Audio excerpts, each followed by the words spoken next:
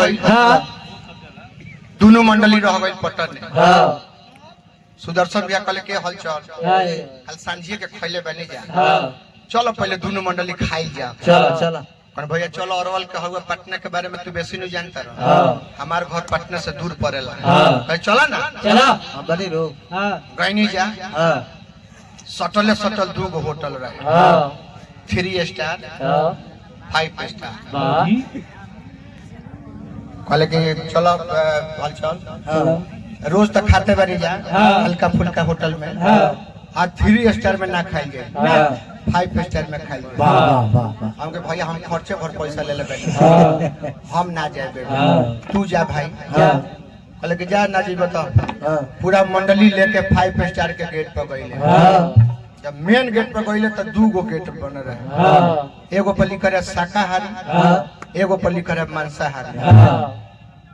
लेकिन ना एगो आदमी रोज रोज आवेला ना आ जब आई बता काम शाकाहारी खाए के बाद मांसाहारी में घुसा पूरा मंडली ले ले मांसाहारी में घुसले चाय बेचे मतलब चलावे के बीमारी बकाई महाराज अभी पूछते बने मांसाहारी में घुसल है पूरा मंडली खुश बा कि आज तुरल जाई फिर 2 गो गेट मिला नाश्ता एगो पल्ली करे भोजन कहले कि ना जब आइले बने जो तो नाश्ता का करे के बा 10 बजे गइल बा भोजन में घुसा पूरा मंडली ले ले भोजन में फिर 2 गो गेट मिला एगो पल्ली करे नगद एगो पल्ली करे उधार पल्ली की जाय दादा जीवन भर पटना आते रह गनी ऐसा तो होटल शाकाहारी मांसाहारी नाश्ता भोजन मन करे तो पैसा दो ना तो मंगनी खा कहले कि रोज तो पैसा देके खाते बनी तो नगद में क्या करे का पूरा मंडली ले ले उधार में घुसा जब उधार में घुसल तब देखो तर के पूरा मंडली सहित होटल से बहरी आ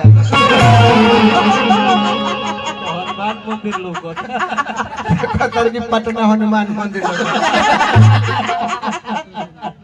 पहले की तो बड़ा धोखा भागो सरे अब 2 गो गीत के फरमाइश बा ओमे से एगो गाई कुछ लोग के बाकी तार दिल हक के चार्ज आ एगो फरमाइश बा कि छापी कैसे दिल पर हरत तो मन तो करता कि पहले हरदिया लगा बड़ा मन मरले बारू एक कंचन मन चंचल नहीं रहती का चाची उनी अगवे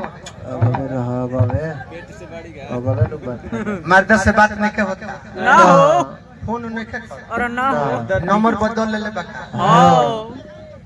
देवर बारे बड़े तो मांगो नंबर जरूर रख ले देवरवा लगे देवर बबुआ से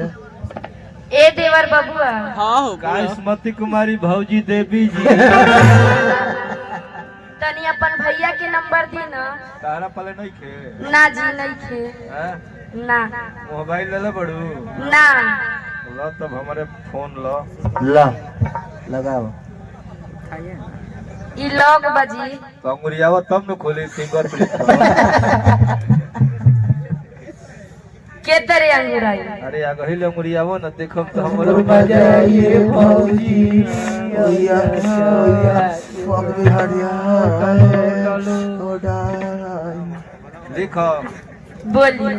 98,808 के 98,808 के 95,522 के लगाओ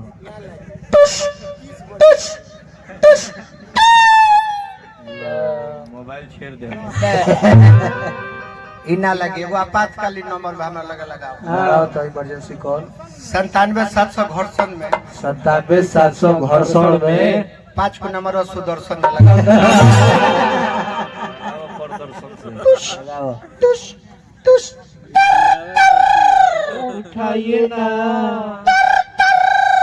उठाइए ना सुदर्शन में ढुकाइए ना गाड़ी में हेलो हेलो। हेलो के राजा जी ना तो तार राजा जी बोलते नहीं कहे गृह लक्ष्मी गोड़ छू के गोड़ लगाते नहीं ये राजा जी। अरे जाई हो मोड़ पहुंचल बा का तरह जोरी ए राजा जी कहो जब से गइल बानी हाँ। तब से हमारी याद नहीं किया हुआ। याद आवत तो बाबू का काहेला छोड़ ले बनी घर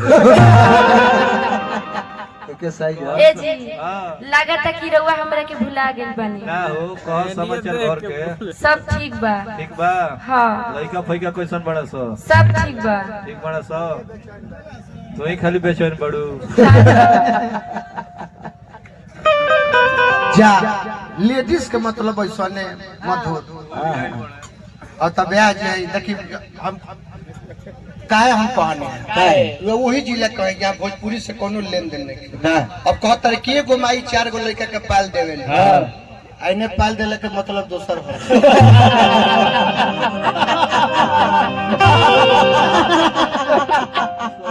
पूरा शान से कहता रहे वो तो ये कहे कि माई के कहनी है तो कहले जी कि एगो बाबू 4 गो लड़का के पाल देवे दौड़ी बाबू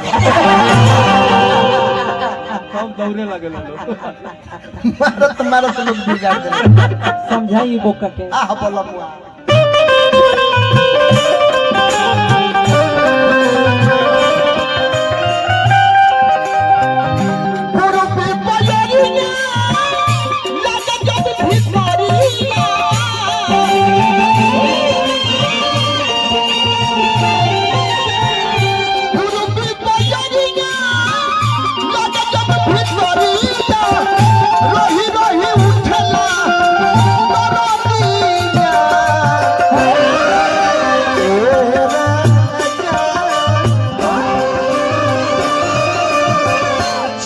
कोई सचिल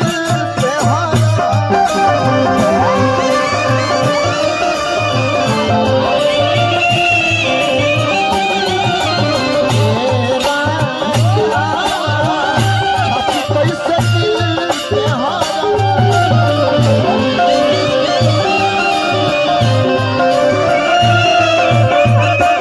हमारा पंकज तिवारी भैया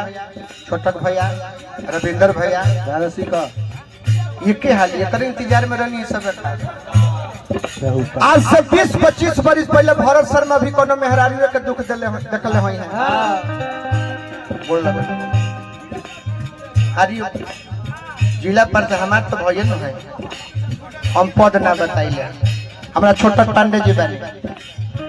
रविंदर भैया अभी सरपंच साहब ना आवे 20-25 वर्ष पहले भरत शर्मा कोनो मेहरारू के दुख देखले हैं पंकज भैया तो उनको से रहल ना गइले उहो कहले हैं